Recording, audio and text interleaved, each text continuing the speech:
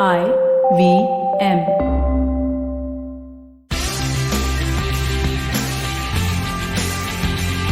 Question time. What is it that Hrithik Roshan and Suzanne Khan got easily, but Srinivas and Sumedha did not? Did I say I'm going to ask you a logical question? No, I didn't. Anyway, the answer is a divorce. A divorce, the dissolution of a marriage. Hrithik Roshan and Suzanne Khan announced their separation in 2013, filed for divorce, and tada, they were divorced on the grounds of mutual consent in 2014. And the couple went their merry ways, or not so merry ways. One really doesn't know after 14 years of marriage. Okay then. But is that how easy a divorce is? Nope. And what does this have to do with the Constitution of India? Now that is a logical question. So the words love and hate are not in our constitution, but the words marriage and divorce actually are. And so are the words equality and liberty. Welcome to the show, The Longest Constitution. My name is Priya Mirza, and this show is about how the Constitution shapes our everyday lives, from sex to marriage to work to food. In the previous episode, we saw how a law by the Maharashtra government very unfairly and unconstitutionally didn't let women bar dancers dance. But the Constitution is about individual autonomy, and today we're talking about marriage and how inherently exploitative and anti-freedom marriage laws are, such as Clause 9 in the Hindu Marriage Act 1955, which talks about the restitution of conjugal rights, which has been used more against women than against men. So to issue a judicial decree to send a woman back into a house that she doesn't want to live in is the law. And that's not fair. Adulthood is about the right to love and to choose, to fall in love and to fall out of it, to have sex and stop having it, to enter a marriage and to leave it are individual choices. Well, for the men who've been listening to the show, and thanks for that, and wondering, am I going to be launching yet again about how certain laws are against women? Surprise! Today's heartwarming story is about a man who tried to divorce his wife for 22 years. Srinivas Kumar married Sumedha in 1993. They had a son, and soon differences emerged. He didn't like being married to Sumedha because she was cruel to him. But the family court in which Srinivas filed for divorce under the Hindu Marriage Act said that he failed to prove the cruelty. So under Hindu Marriage Act, there has to be a ground for divorce, and it's difficult. It means having to prove a couple of things: adultery, desertion, cruelty, insanity, leprosy. And not just any leprosy, by the way, specifically incurable leprosy. And the question is, why should divorce be based on one partner's fault? I mean, disease or lunacy, mental illness isn't even someone's fault. So why blame them for going mad as a ground for divorce? And this, by the way, is known as the divorce fault theory.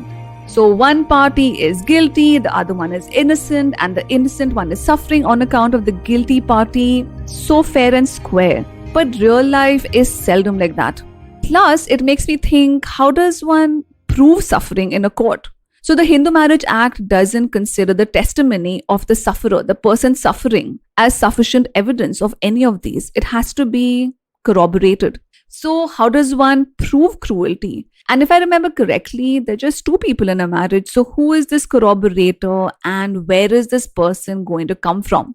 So there's another ground for divorce, and that's mutual consent, which was introduced in the law in 1976. And that's great for Hrithik and Suzanne Khan, who used this provision.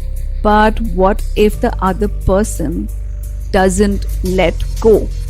And that's what Srinivas's problem was. That his wife was not consenting to the divorce, even though they were living apart. Now, the Hindu Marriage Act, which was passed in 1955, was designed to conform Hindu practices to the constitution. But it placed the marriage itself more important than the constitutional rights of those in it. And Srinivas was stuck. So a free Indian citizen stuck in a marriage he doesn't want to be in. From 1999 onward, Srinivas knocked on many doors, but the High Court too dismissed his plea. And he found no exit options. So imagine a room being stuck in a room without doors. Ugh.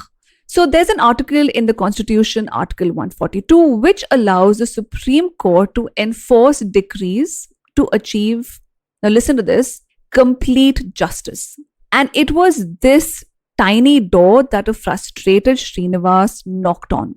And in this case, in 2019, the Supreme Court declared that the irretrievable breakdown of marriage is in fact a ground for divorce. And that's great. And while that's great, it's important to remember that it's not part of the law yet. And the second question is, how many people can appeal to the Supreme Court to adjudicate a divorce? And must we add this to the already burdened Supreme Court? So why should it be anyone's fault of madness or desertion that one wants to leave a spouse? What if you just don't love them anymore? What about a no-fault divorce?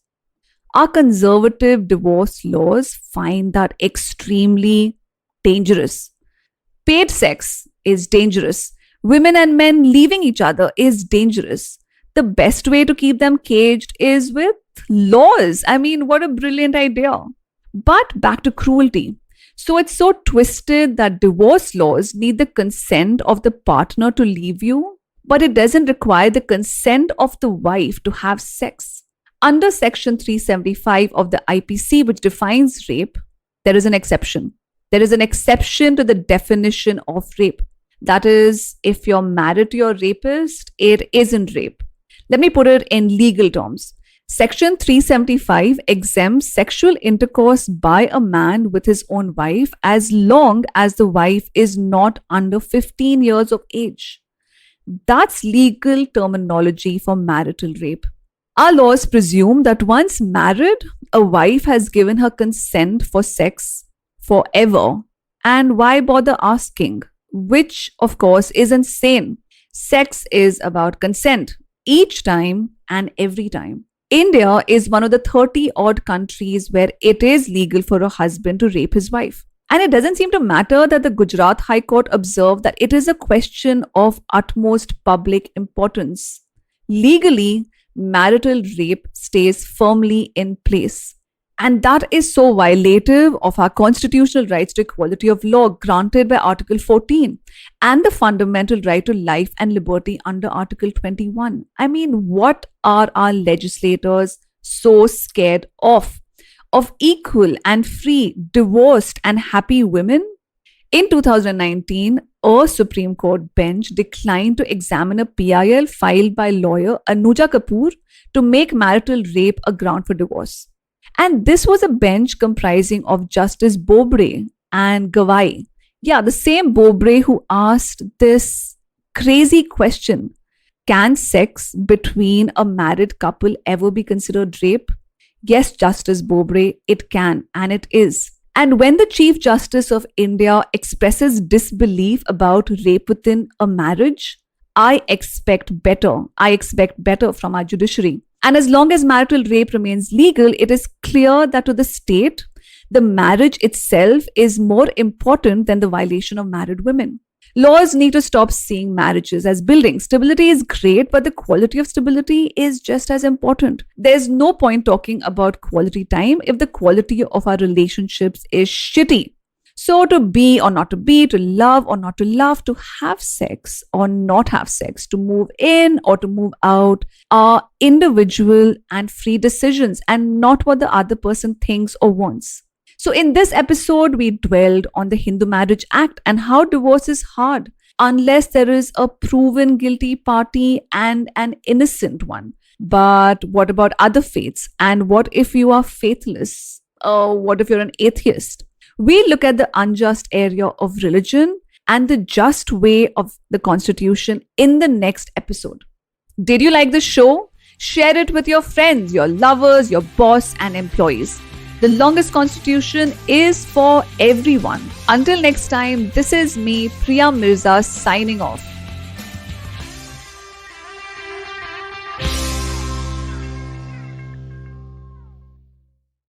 Hey everybody, it's been another great week on the IVM Podcast Network. On the Edges and Sledges Cricket Podcast from Delhi Capitals, we have their manager Siddharth Bhasin and marketing head Vaibhav Dar discuss with Varun what Nayi Delhi is all about and the life of players in the bio bubble. On Advertising is Dead, Varun talks to Masoom Meenawala, luxury fashion influencer, about her focus on wanting to elevate women in business. On Simplified, Chuck, Tony, Naren and Shrikesh are once again joined by Bertie to talk about his love for vinyl records. On Tere Mere Raaste, Keshav takes us to India's biggest man-made lake, Bhopal Tal. And on Smile India, Shifa tells us the story of Monisha from Mumbai, who uses empty Tetra Packs to create durable furniture for schools. Do follow us on social media. We're IVM Podcast on Twitter, Facebook, Instagram, and LinkedIn. And remember, if you're enjoying this show or any of our others for that matter, please do tell a friend. We really appreciate you spreading this. Word of mouth helps a lot. And finally, this week, we'd like to thank our sponsors, Cred, Bank of Baroda, Quarter, CoinSwitch, Kuber, Slay Coffee, and Intel. We really appreciate the support.